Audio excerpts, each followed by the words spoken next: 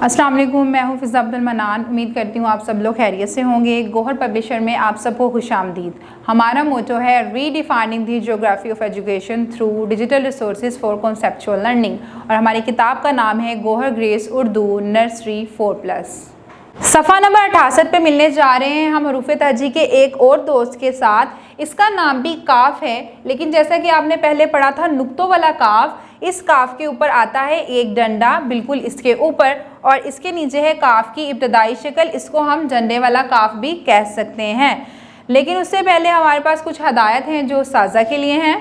हर्फ काफ रेत सैंडबुक्स पर लिख के दिखाएं और बच्चों से इसकी मशक करवाएं।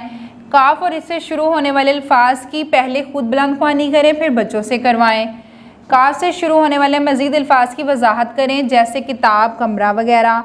हर्फ शीन के 2 हरफी अल्फाज पढ़कर सुनाएं। इब्तदाई शक्ल की पहचान करवाएं। अब हम बढ़ते हैं अपने सबक की तरफ। जी बच्चों, जैसे कि आप देख सकते हैं यहाँ पे हमारे पास मौजूद है झंडे वाले काफ की मुकम्मल शक्ल, और यहाँ पे मौजूद है इब्तदाई शक्ल या फिर छोटी शक्ल, और कुछ दोस्त मौजूद हैं इनके काफ के दोस्त में सबसे पहले हमारे पास मौजूद है करेला। करेला जो है एक सब्ज़ी है, थोड़ी कड़वी होती है लेकिन खाने के लिए बहुत अच्छी है, और इसका रंग होता है गहरा सब्ज़। इसके बाद हमारे पास मौजूद है कंगा। काफ कंगा। कंगा का इस्तेमाल आपको पता है कि बालों में इसका इस्तेमाल किया जाता है, बाल बनाने में कंगे का इस्तेमाल किया जाता है।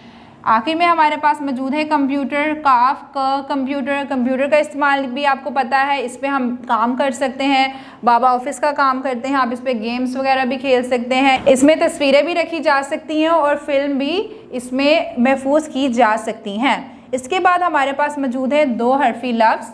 काफ की इब्तदाई शक्ल ने दोस्ती की है बे के साथ, ये हो जाएगा काफ बे कब।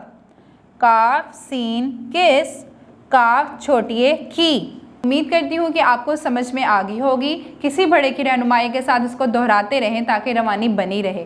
अगली वीडियो तक के लिए अल्लाह हाफ़िज़।